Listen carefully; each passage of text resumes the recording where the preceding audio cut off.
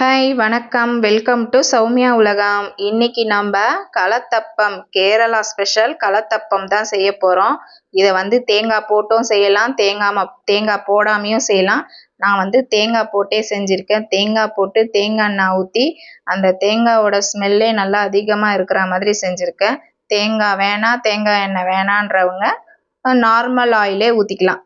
நீங்கள் எந்த ஆயில் ஊற்றுறீங்களோ அந்த ஆயில் ஊற்றியே செஞ்சுக்கலாம். சூப்பராகவும் நல்லா டேஸ்ட்டாக சாஃப்டாக குட்டீஸ்லேருந்து பெரியவங்க வரைக்கும் விரும்பி சாப்பிடுவாங்க. இது வரைக்கும் செய்யலைன்னா கண்டிப்பாக ஒரு முறை ட்ரை பண்ணி பாருங்கள். இந்த ரைஸ் கேக்கு நல்லா இருக்குது, சூப்பராக சாஃப்டாக. எங்கள் வீட்டு குட்டி இன்றைக்கி ஊருக்கு கிளம்புறதுனால கொஞ்சம் அவசரமாக நான் ரெடி பண்ணி எடுக்கிறேன். சூடாக இருக்குது, இதை என்னால் கட் பண்ண கூட முடியல. அவ்வளோ சாஃப்டாக இருக்குது பாருங்கள், ஆவி பறக்குது. நல்லா இருக்குது, சூப்பராக இருக்குது. ஒரு முறை ட்ரை பண்ணி பாருங்கள். சூப்பர் அத்தம்மா, நல்லா இருக்கு அத்தம்மான்னு சொல்லி சாப்பிட்டுட்டு போனாங்க. தேன் கூடு மாதிரி இருக்குது பாருங்க, இந்த மாதிரி தான் இருக்கணும் நம்ம இந்த களத்தப்பம் செஞ்சால். இன்னும் அந்த அடி லேயர் இன்னும் சூப்பராக அட்டகாசமாக இருக்குது. வாங்க இதை எப்படி செய்யுதுன்னு பார்த்துடலாம்.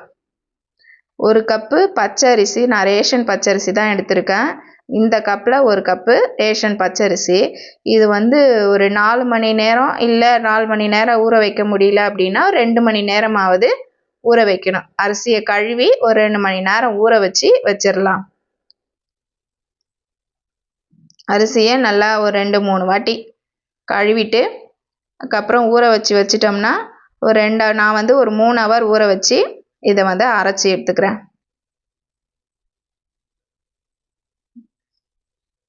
தண்ணி ஊற்றி ஊற வச்சாச்சு.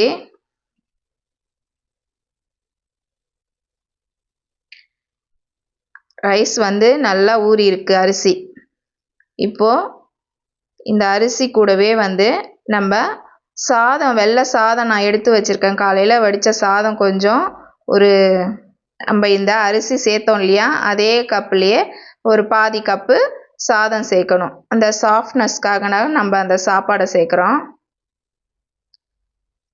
இப்போ இந்த அரிசியை அரைச்சிக்கலாம் நம்ம நைஸாக. இது கூடவே ஒரு 3 ஏலக்காவும் இந்த வெள்ளை சாதமும் சேர்த்துக்கிறோம்.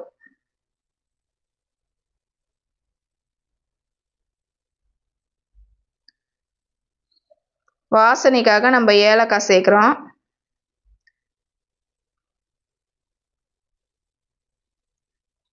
தண்ணி இப்போ எந்த கப்பில் நம்ம அரிசி அளந்தோமோ அதே கப்பில் 1/2 கப்பு தண்ணி ஊற்றிருக்கேன்.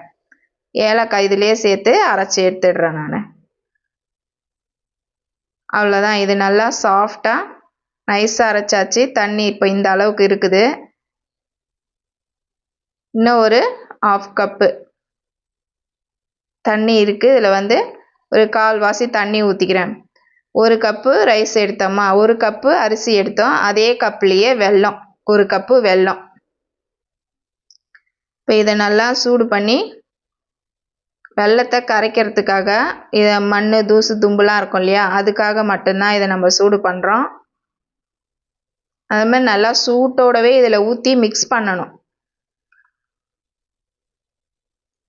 இதை கிண்ணத்தில் ஊற்றிருக்க நம்ம அரைச்ச மாவை, வெல்லமும் நல்லா கரைஞ்சிடுச்சு. அப்படியே நான் ஊற்றுறேன், சூட்டோடவே ஊற்றுறேன். நல்லா சூடாக ஊற்றி மிக்ஸ் பண்ணிக்கலாம். நல்லா கலந்து விட்டுக்கணும், எல்லா இடமும் போகிற மாதிரி. அந்த வெல்லம் தண்ணி பாருங்கள் இந்த அளவுக்கு இருக்குது. ரொம்ப கெட்டியாகவும் இல்லாமல் ரொம்ப தண்ணியாகவும் இல்லாமல் இந்த அளவுக்கு இருக்கணும். இப்போ இதில் நான் ஆப்ப சோடா மாவு தான் சேர்க்குறேன். ஒரு 1/4 ஸ்பூன் ஆப்ப சோடா மாவு சேர்த்துக்குங்க. இப்போ நல்லா மிக்ஸ் பண்ணியாச்சு. மாவு அந்த அளவுக்கு திக்னஸ் இருக்கணும். இப்போது குக்கர் நான் வச்சுருக்கேன். இந்த குக்கரில் எண்ணெய் ஊற்றியாச்சு. எண்ணெய் ஊற்றிட்டு தேங்காய் பல்லாக நறுக்கி சேர்த்துருக்கேன். நல்லா இது செவந்து இந்த கலர் நல்லா சேஞ்ச் ஆகி வரணும். கலர் நல்லா சேஞ்ச் ஆயிடுச்சு பாருங்கள். இப்போ நம்ம கரைச்சி வச்சுருந்த மாவை இதில் ஊற்றிக்கலாம். ஸ்டவ் மீடியம் ஃப்ளேமில் தான் வச்சுருக்கேன்.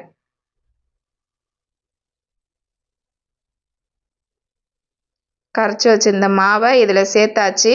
இது வந்து நல்லா ஒரு 20 நிமிஷம் அப்படியே நம்ம மூடி போட்டு வைக்கணும். 20 நிமிஷம் கழித்து ஸ்டவ் ஆஃப் பண்ணிவிட்டு குக்கரை உடனே ஓப்பன் பண்ணக்கூடாது.